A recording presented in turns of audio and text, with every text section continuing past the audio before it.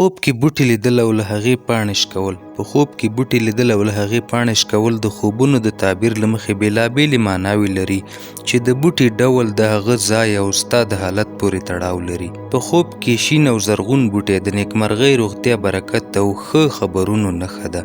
د بوټي نه پاڼې شکول که تازه او شنې وي، د رزق لاسته راوړلو او بریاو یا یوې خوشحالۍ د راتګ نښه ده. که بوټی زرغون او تازه وي، د رزق پراخوالی او د نیتونو پوره کېدل ښیي. که پاڼې وچې او ژیړې وي، د غم، اندېښنې او ستړیا اشاره ده. که په خوب کې د دوایي بوټی وي، د شفا او روغتیا معنا لري. که د میوو بوټی وي او ته یې پاڼې شکوې، نو د هیلو او غوښتنو پوره کېدو ته اشاره ده. که یو نااشنا یا عجیب بوټی وي، نو دا د نوي تجربو او پیښو نښه ده. که څوک بیکاره یا غمجن وي او دا خوب وویني، نو د ژوند په چارو کې یې بدلون راځي.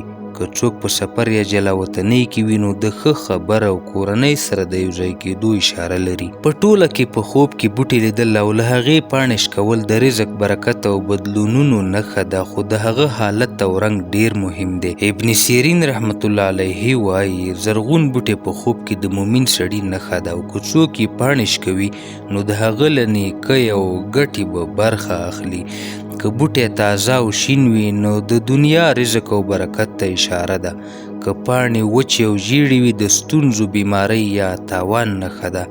د هغه په وینا که څوک د درملو بوټی وویني او پاڼې یې شکوي، نو د هغه د شفا او روغتیا نښه ده. که څوک د ګلونو یا خوشبویه بوټي پاڼې راشکوي، نو د خوشحالۍ او ښو خبرو زیری دی.